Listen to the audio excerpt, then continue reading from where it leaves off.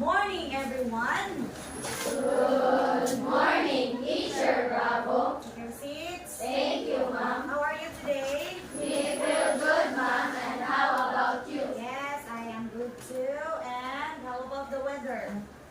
Are you feeling okay about the weather? Yes. Mo din wala na aircon. Kay tugna. Okay, so before we will proceed to our topic for this morning, let us activate your prior knowledge about our topic last meeting. So kindly answer directly so the students will classify the following statement whether it is a road safety or water safety. So you will write or you will classify whether kana ka sentence belongs to road safety or water safety. So let us answer number 1. Who will answer? Okay, Shisa. Number 1, read and answer. Okay, is it correct? Yes. Okay, next, number 2. Bea. Road safety. Next, number 3, Jaden. Water safe. Another. What number are we? Number 4. Ryan. Okay, water safe. Number 6. Number 5. Okay.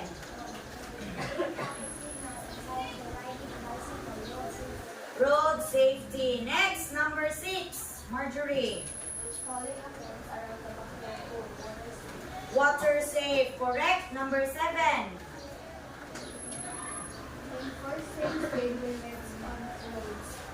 Road safety. Okay, road safety. Another. Number 8. Golda.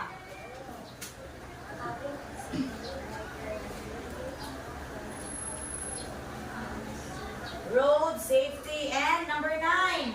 Okay. Teaching children to float on their backs in the water. Okay, water safe. And last number 10.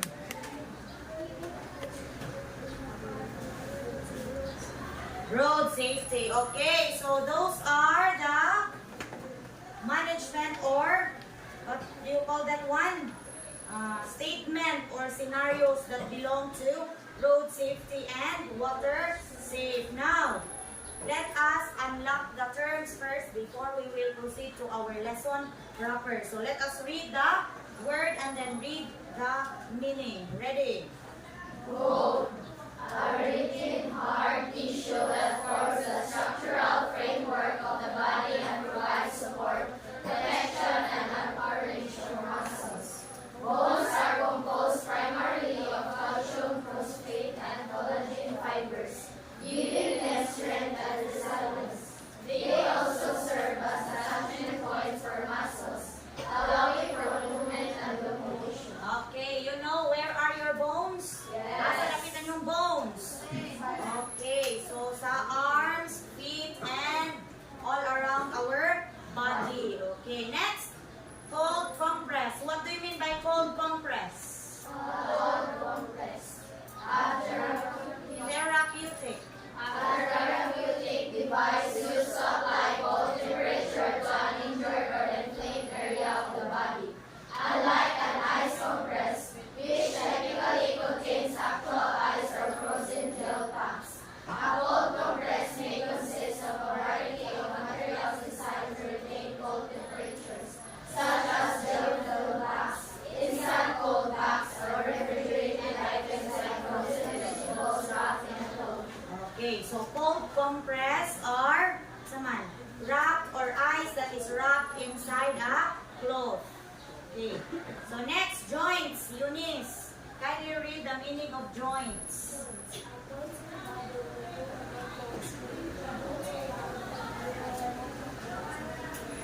Okay, next, ligaments. We'll read.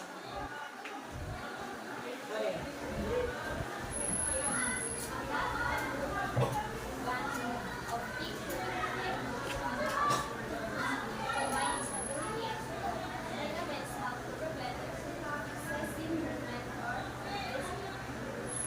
Dislocation. Location of joints allowing for smooth and rotating movement. Okay, next, muscle. Okay, read.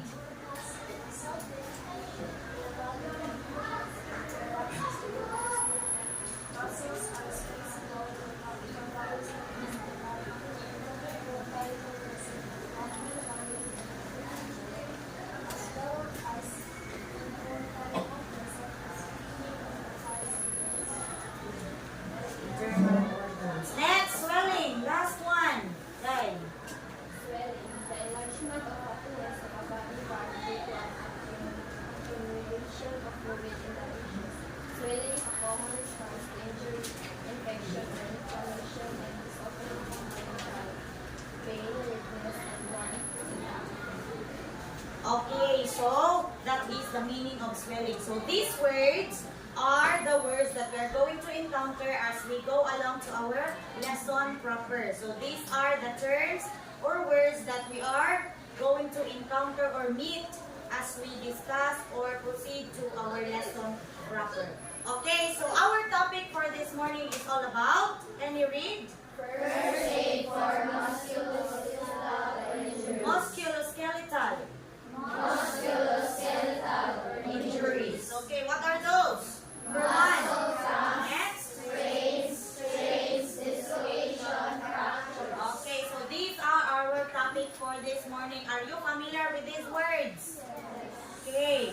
Do you remember about these words? Where did you encounter these words? During your elementary? No, naka-encounter na mo ani mga sprains, strains, dislocation, o naani sa health during elementary days. Okay, so nakalimot na mo pero familiar. Familiar, dili? Familiar. Okay, so let's proceed to muscle cramps. Okay, so let us first discuss what is muscle cramps. Can you read what is the meaning of muscle cramps? Everybody read. A muscle cramp is a sudden, unexpected tightening of one or more muscles, sometimes called a Charlie horse. A muscle cramp can be very painful. Okay, so muscle cramps is a sudden, unexpected tightening of one or more muscle, sometimes called a Charlie horse. A muscle cramp can be very painful. Okay, so mostly ang maka-experience is mga players like basketball players. Okay, so to fully understand what is muscle cramps, kindly listen as I play a video about muscle cramps. Okay? So you can understand this one because this is Tagalog. So this is from UNTV. Okay. Minsan hindi may iwasan sa mga physical activities tulad ng paglalaro ng basketball, ang pag-atake ng cramps o pulikat. Ang cramps ay ang kondisyon kung saan kusang naninikip o nagpakontract ang mga kalagnan ng isang bahagi ng katawan na nagdudulot ng matinding pananakit. Kung sakaling maranasan ang masakit na pulikat, ano-ano ba ang first aid para dito?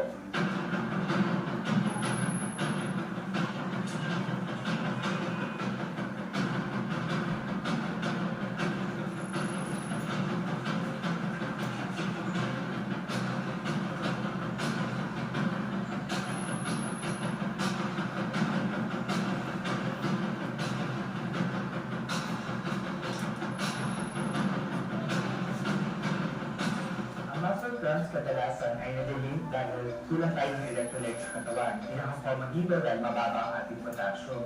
Ay iba pang electrolytes na maaaring makakos ng cramps ay calcium at saka magnesium. Ang iba pang sanhi ng cramps ay yung tulong na pag-stay natin sa isang posisyon, pwede hindi matagal tayo nakatalo, matagal na nakaupo, pwede hindi tayo magkaroon ng cramps.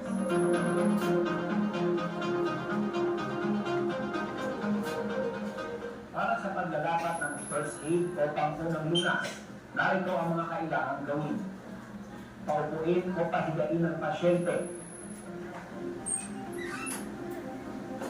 Iangat ang apektadong parte at dahan-dahang i-massage ang apektadong bahagi. at i-counter stretch. Mag-apply ng cold compress.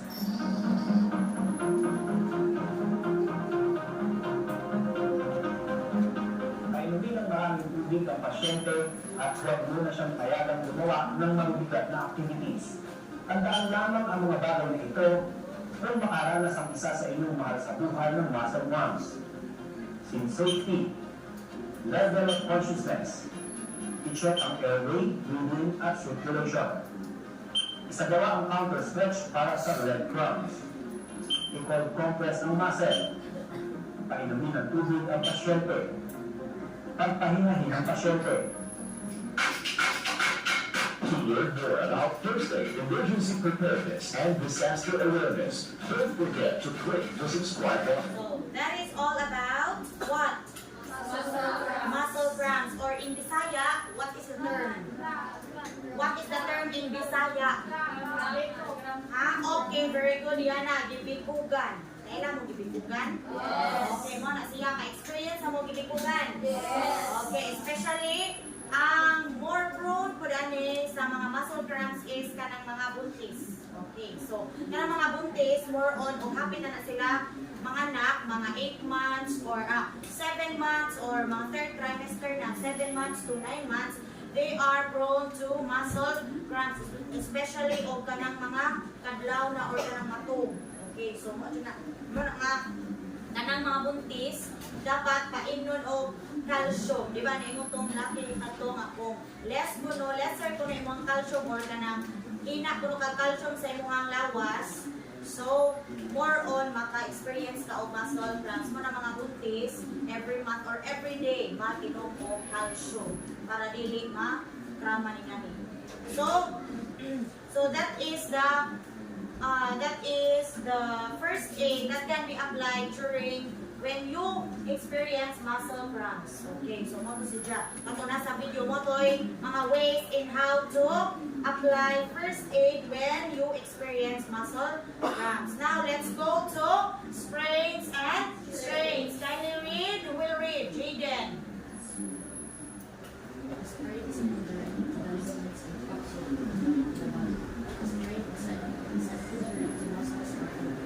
Okay, so dagan ani maglibog og unsay meaning sa sprains or strains, maumaura na sila.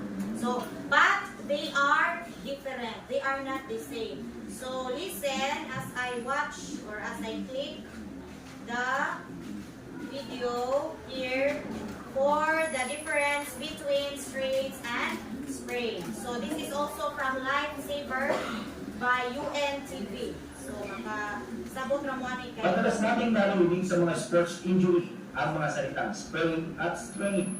Ano nga ba ang ibig sabihin ng mga injury na ito? Ano ang karaniwang bahagi ng katawan na naaapektuhan o na-strain? A. Ankle o buong buto. B. Heart o binti. C. Knee o tuhod. A. Ankle o buong buto. Ang sprain ay isang injury na involve ang ligament. Ito ang tissue na nagko-connect sa dalawang buto. Maaaring ang ligament ay na-twist o na-stretch ng gusto na nagdudulot ng pamamaga. Madalas itong nangyayari sa ankle o bukong buko. Ang muscle strain ay kondisyon na kung saan yung ating mga muscles ay masyadong na-overstretch. No? Kaya nakakaramdam tayo ng pananakit kung sa area na kung saan masyadong nagagamit yung ating mga muscles. Importante na para makaprevent natin yung strain, nag-stretching bago gumawa ng matinding physical. Yung mga strain ko yung ating mga long muscles, kaya dito sa braso o sa dito.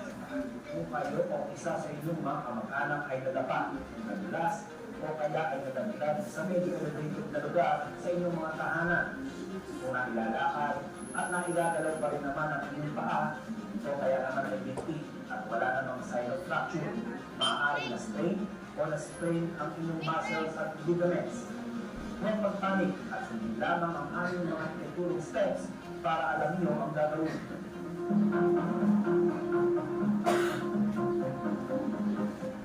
Ang strain ay pinsala sa muscles. Ito ay nangyayari kapag ang muscle ay na-overstretch o napunit. Sprain naman ang tawag sa injury kung ang bahagi ng pinsala o napunit ay ang ligaments. Ito ang mga palatandaan ng strains at sprains, pananakit sa joint o muscles. Hirap sa paggalaw ng na-injured na bahagi, lalo na kung ito ay joint area, pamamaga at pagkakaroon ng pasa. Kung ikaw ay isang bystander at nais na makatulong sa isang injured person na maaaring na-strain o na-sprain, gawin lamang ang PRICES o process bilang first aid sa ganitong klaseng injury. P. Protect. Protektahan ang bahagi na may injury upang hindi na madagdagan pa ang pinsala. R. Rest. Tulungan ang pasyente na makaupo o makahiga para maiwasan na magalaw ang injured area. Ilagay sa komportableng pagkakaayos ang bahagi na apektuhan. I. Ice. Maglagay ng cold compress gaya ng ice pack o cold pad sa napinsalang parte upang maibsan ang pananakit at pamamaga. C. Compression. Lagyan ng bandage ang apektadong bahagi at kasamang ibalot ang in-apply na cold compress. E. Elevation. Lagyan ng suporta o patungan ang apektadong bahagi upang ito ay maitaas para mabawasan ang pamamaga at pagkakaroon ng pasa. S. Support or sling. Kung talagang hindi maigalaw ng pasyente ang parte ng na-sprain or na-strain, maaari itong lagyan ng suporta kagaya ng karton, kahoy o anumang bagay na makapag-immobilize. Kapag hindi naman naibsan ang sakit na nararamdaman ng pasyente, ay maaari na itong ipa-check up sa mga doktor. Tandaan, kung kayo ay bystander sa isang biktima na maaari na strain or na sprain ang muscles at ligaments, ito ang mga dapat ninyong gawin. P. Protect. Protektahan ang injured part. R. Rest. Iposisyon ng komportable ang biktima. I. Ice. Mag-cold compress sa masakit na bahagi. C. Compression. Lagyan ng bandage ang apektadong bahagi. E. Elevation. Lagyan ng suporta o patungan ang apektadong bahagi. S. Splint o support. I-mobilize ang parte na may injury. Okay, so thank you. So that is all about strains and sprains. Okay, so the reporter or the narrator discussed about price. Okay, later on as we are going to finish the different musculoskeletal injuries, so let us discuss about price. So discuss the price niya. Di una-una na niya og mention. So good thing kay mention na ang katong laki sa TV. Okay, so let us continue and we will discuss about dislocation. So we'll read dislocation. All girls, can you read dislocation? Go. A dislocation is a separation of two bones where they meet at the joint. This injury can be very painful and can temporarily deform and immobilize the joint. The most common locations for a dislocation are shoulders and fingers, but can also occur in elbows, knees, and hips. Okay, so let us watch the video about dislocation.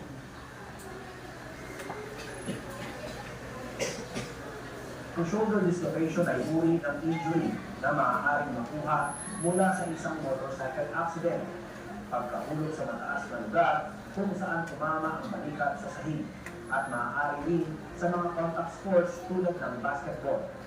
Kung kayo ay bystander sa isang nagtamo ng shoulder dislocation, ito ang dapat ninyong gawin.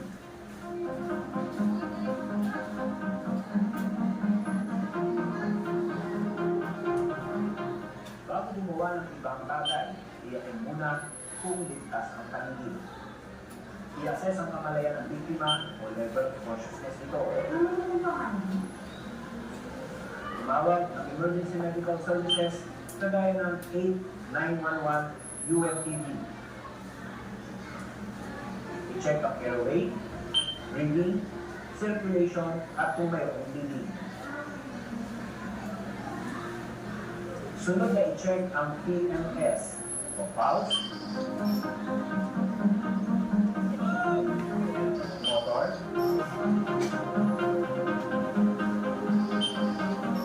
at sensory,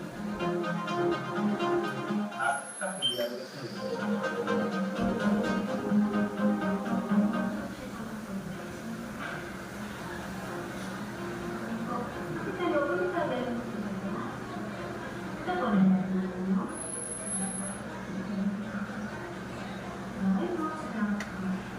Para i-mobilize ang shoulder dislocation, gawin lamang ang paraang ito.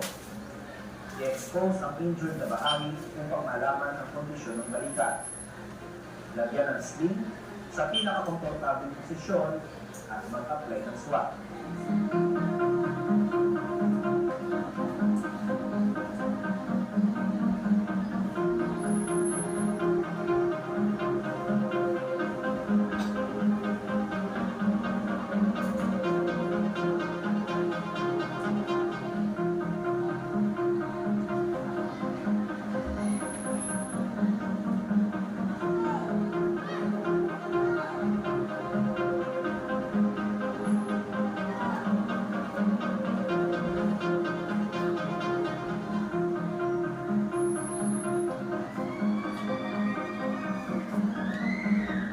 Pagkatapos ng paglalagay ng sling at swab, ay muling i-check ang EMS at CAP refill upang masiguradong hindi ito naapektuhan dahil sa pagtatali.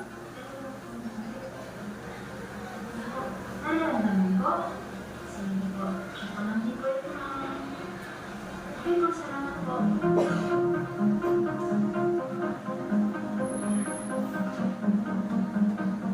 Palaging pakalmahin ng pasyente at siguraduhin sa kanya na may darating na tulong. Tandaan ang first aid para sa taong nagtamo ng shoulder dislocation. Sync safety. Check the level of consciousness. Tumawag ng emergency medical services tulad ng 911 UNTV. I-check ang airway, breathing, circulation at bleeding. I-immobilize ang injury. Pakalmahin ang pasyente at siguraduhin na may darating na tulong. Okay, so thank you. So I know that makasabot mo no o inatanong mo sa video kay i-explain man jud niya tama-tama kung unsa about ang mga katong mga injury and then unsa on how to apply what first aid. Okay. So the last one is about fractures. Okay, read everyone what is fracture. Fracture injury, also known as broken bone, is a break or crack in a bone, which can be either partial or complete break. Fractures can be classified as open, where the bone breaks through the skin, or closed where the receiving is not. Okay, so ang dislocation class is kanang mura ra si Jagma dislocate. Kailan mo dislocate? Ano sa ma-dislocate? Kanang inis ana na siya, ang bones is mamurag maana siya ba?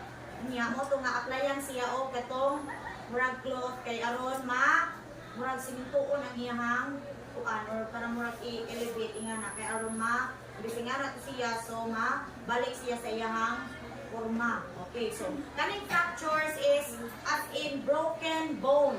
Okay, broken bone siya. As in kani, nabalik jud ang iyang bone, wala siya na dislocate, meaning na balik jud. So worse ni ang fracture. Mas worse siya kaysa sa dislocation, sa mga strains, ingana. So let us watch the video and kindly listen. Kung kayo ay bystander sa isang aksidente, kagaya ng vehicular accident, at ang biktima ay sugatan at maaaring nabalian, narito ang inyong maaaring maitulong. Tumawag agad ng emergency medical services, kagaya ng 911 UNTV. Ibigay ang mga impormasyong kailangan ng emergency dispatcher, kagaya ng eksaktong lugar, uri ng insidente, ilan ang involved at pinsala ng biktima. Kung may first aid na nailapat na at kung ano ang equipment na ginamit, kung nakahanda kayong tumulong directly sa biktima, ito ang mga dapat ninyong gawin. Alamin ang kalagayan ng biktima. Ito ang ilang mga palatandaan na may fracture ang isang na aksidente. Deformity. Maaari ninyong obserbahan na naiba na ang karaniwang itsura ng bahagi ng katawan. Halimbawa ang braso. Maaaring ikumpara ang isang braso sa isa pang braso upang makita kung may pagbabago sa hugis at itsura. Okay, so in order for you to identify if na-fracture ba kuno, so tanawon niyo muna ang kamot. For example, ang kamot. Kung nalahi o forma ng isa, so maka-sit properly everybody. Sit properly. Okay, so if inagtanaw niyo sa pikas kamot, lahi sa forma sa isa, so maka-confirm na ka nga na ay something na tabo. If na, bali ba iyang buko or na-fracture ba na siya. Swelling Next. at bruising. Swelling or bruising. Saan ang swelling? Saan ang swelling in Bisaya? Saan ang swelling? Ha? Dili. Bruise ng bunog. Saan ang swelling? Nibubag. Swelling is nibubag. Bruise is bunog. Trolling pamamaga at pasa sa suspected fracture site. Extreme pain. Hirap na igalaw ng biktima ang suspected fracture area dahil sa matinding sakit. Wound. Maaaring may sugat at lumabas na sa balat ang nabaling buto. Ito ang tinatawag na open fracture.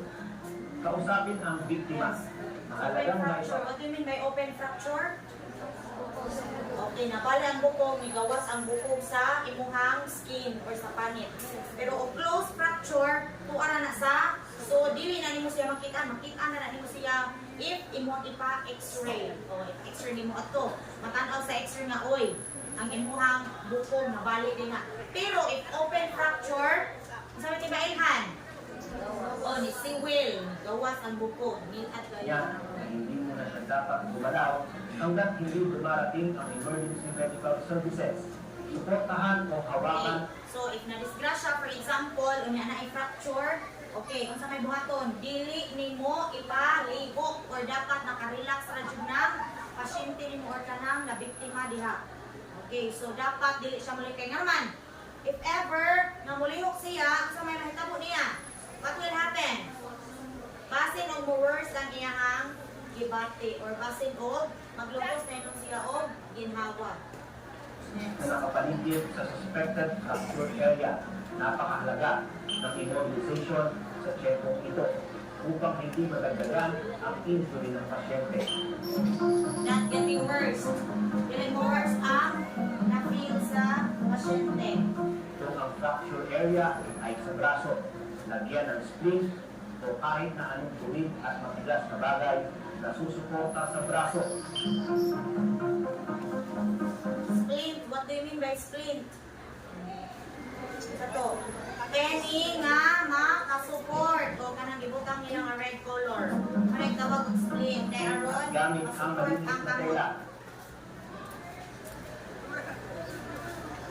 Under sa isang aksidente, kagaya ng vehicular accident, at ang biktima ay sugatan at maaaring napalitan. Narito ang inyong maaaring maitulong.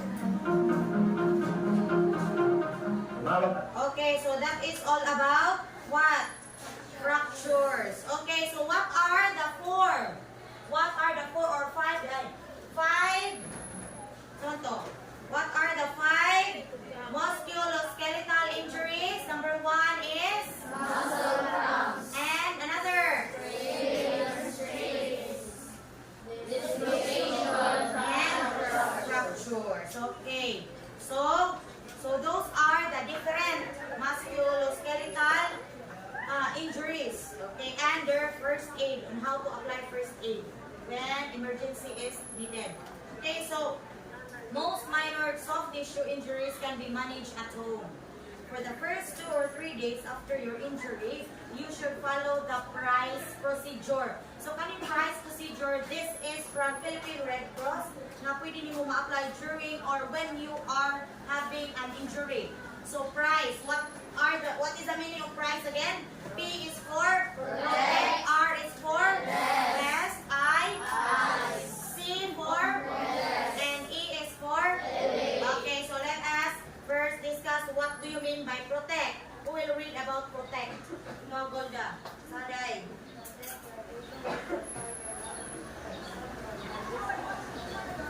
Okay, so mo to akong giingon ganina. Okay, you can protect your injury when you by using, for example, by using a support or splint. Okay, so katong memorag ibutang, for example, if ang imong arm na dislocate or na fractured, so imo siyang butangan og support, mo na siya protect. Okay, how about rest? We'll read ito din. Read, rest.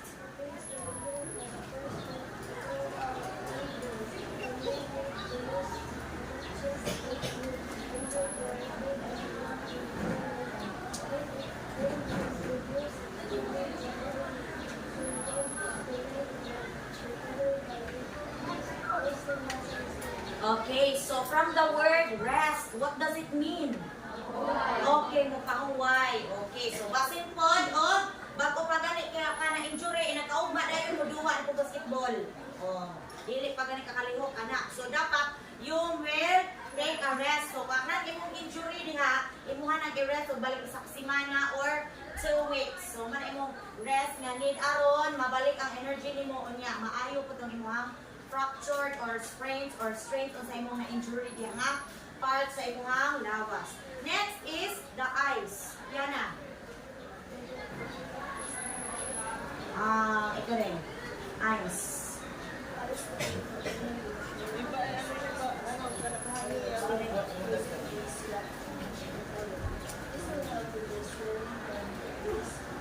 Bruising.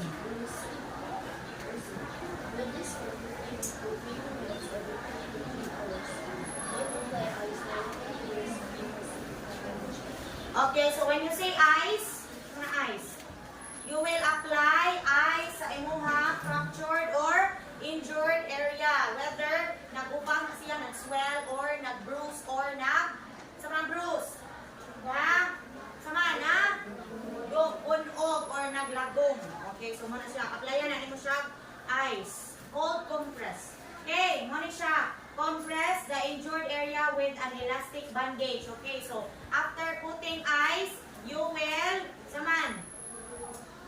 you will bandage or you will put bandage on your fractured area or injured area, including the ice. So i-appeal nimo og bandage or libot tong ice kay aron maulian tong imuhang ubag or singanana kanang buntog. Okay, next, the last one is elevate. Everybody read.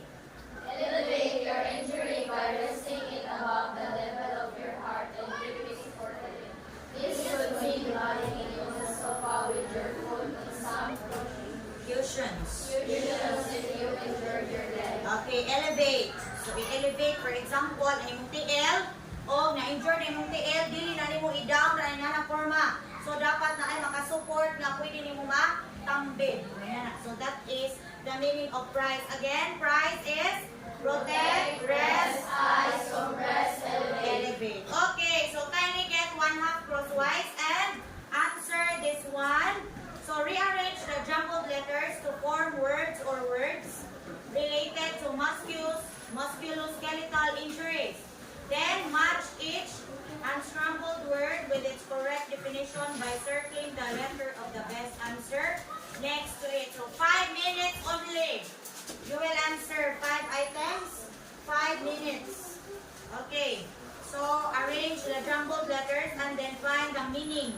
Write only the letter. So arrange the word or the letters to form the correct word and then after write the letter of the correct meaning. Okay, so number 1, ready? 5 minutes only. I will click for the next slide after.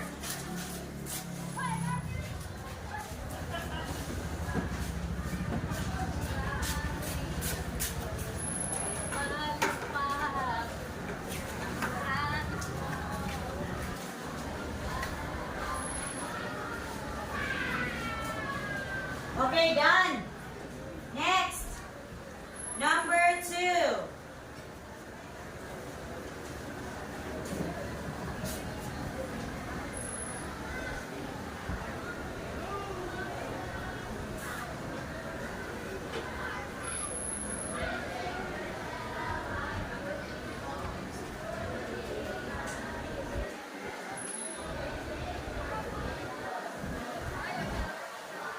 Are you done?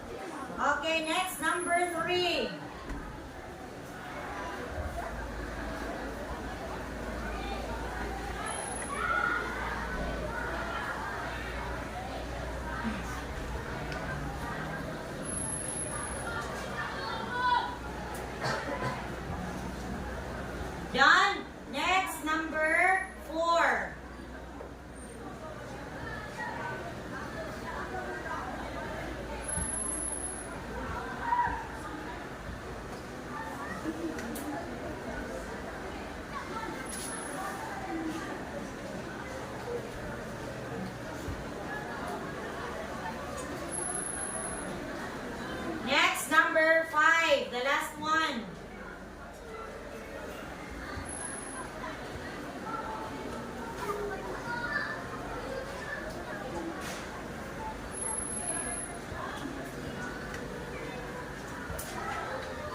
Okay, let us check. Exchange your papers to your seatmates. Okay, right corrected by number 1. What is the answer? Number 1 will answer. Will answer. O, ikaw din. What is the word? Answer. Okay, is it correct or not? Correct. Muscle cramps. Okay, so what is the meaning of muscle cramps? Is it letter A or letter B? B. Huh? Okay, the answer is letter B. Can you read the meaning, everyone? A sudden Everybody. involuntary contractions or spasms of water or muscles. These contractions can cause significant discomfort or pain and make a person slightly restless. Okay, number 2. Will answer. Go die. Grimhild. Okay, sprain is the word. Check. And then what is the meaning of sprain? Letter? Okay, very good. Letter A. Everybody read. What is the meaning of sprain? A stretch or ear that will allow amputation of the leg or bones and joints. This usually happens when you twist your leg and try too far. It can cause pain, swelling, and trouble moving the joint. Okay, so that is all about sprain. Next, number 3. Okay, correct. Strain is the word and the meaning is? Letter B. Very good. Basaha be. Say mo basa. Marjorie, basaha day. Letter B.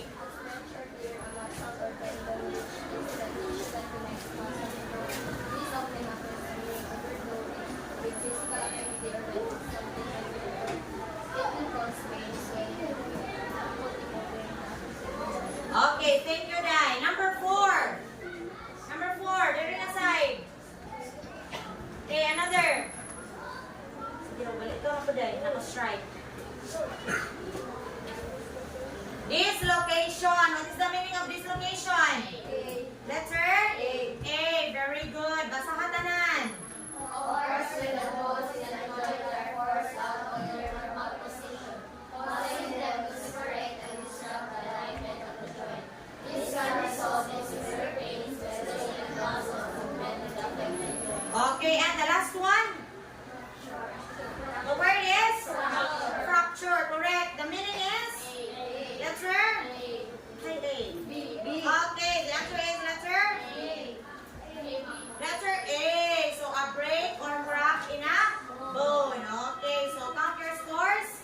Okay, so this time, pass your papers. Pass. So this time, I will group you into 4. So group 1 will be this one. Group 2, group 3, and group 4. So every group na may ansiran, be, pass your paper. Biro, pass. Pass, biro, pass.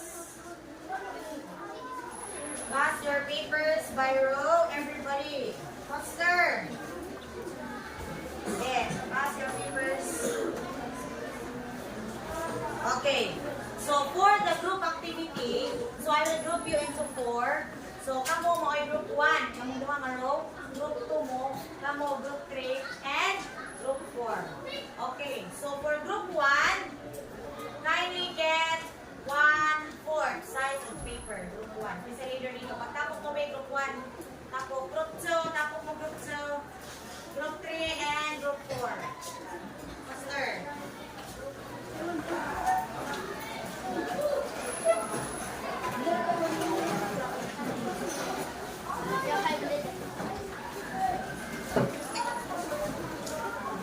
Okay, for your activity, okay, so you will just answer a formative assessment. So for numbers 1 and 2, kamong group 1 mo answer. 3 and 4, kamong group 2. 5 and 6 ang group 3. 7 and 8 ang group 4. And then ang 9 of 10, kamong tanan mo answer. Okay, so ayaw na mo pagkuhan eh. Diretso na tani. Okay, number 1 and 2. Can you read? Group 1. Go. Number 1. What is the first step you should take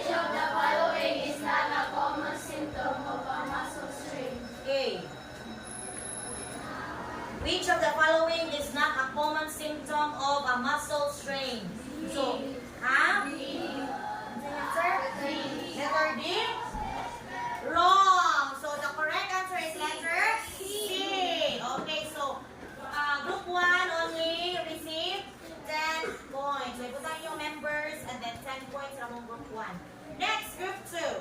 For 3 and 4. Number 3. Read. What is the recommended initial treatment for a sprained ankle? Okay, what is the recommended initial treatment for a sprained ankle? A, B, C, or D? Huh? Okay, so the answer is letter C. Correct. Elevate the foot and apply ice. Okay, 10 points na ang group 2. Number 4, basa. What is the purpose of strengthening in the management of musculoskeletal injuries? Okay, what is the purpose A. of splinting in the management of musculoskeletal injuries? A. Letter A. Basa ha. Basa na letter A. To prevent further injury and promote healing. Very good. Group 2 got 20 points. Clap hands to Group 2. Clap hands to Group 2. Okay, so ito na inyong members guy and then 20 points mo. Group 5. Group 5. Number 5 for Group 3. Which of the following is the sign of dislocated joint? D. What is your answer? D. It is? All of B. Are you sure? No. Okay, so the correct answer is letter D. All of the above. 10 points. Correct sila. Number 6. What is the recommended treatment for a suspected fracture? What is the recommended treatment for a suspected fracture? A, B, C, or D? B. Huh? B. Are you sure? The answer is letter. Saan na yung final answer? Bungan mo kung tarang B kasi yung final answer. A, B, C, D. Go! D. Wrong. C is the correct answer. Immobilize the limb and seek medical assistance. Okay. So number 7 and 8 for group 4. 7, read. Which of the following first aid techniques is recommended for muscle cramps? Okay, which of the following first aid techniques is recommended for muscle cramps? C. The answer is C. Very good. Clap hands to group 4. Okay, very good. Letter C is the correct answer. Can you read there? Read letter C. Assist the individual in gently stretching the muscle. Okay, good. Next one, number 8. How should you handle a suspected spinal injury? Okay, how should you handle a suspected spinal injury? D. Huh? D. Letter? D. Very good. Letter D. Elevate the legs to improve circulation. So, group 4 got 20 points. Group 3 got 10. Group 2 and group 1. Okay, and number 9. Answer Tanande. Read. What is the first step in managing a dislocated shoulder? Okay, what is the answer? C. A, B, C, or D? C. Huh? B. Letter? B. Letter B. Immobilize the arm and seek medical assistance. And last one, number 10. What is the primary goal when providing first aid for a dislocated shoulder? Okay. Letter? What is the primary goal when providing first aid for dislocated shoulder? Letter? B. To realign the shoulder joint. Okay, so clap your hands, everyone. Okay, so that's all about for today's session. So I hope that you understand something and then let us meet again tomorrow. So thank you for your preparation. Stand up. Let us pray. In the name of the Father, the Son, and the Holy Spirit.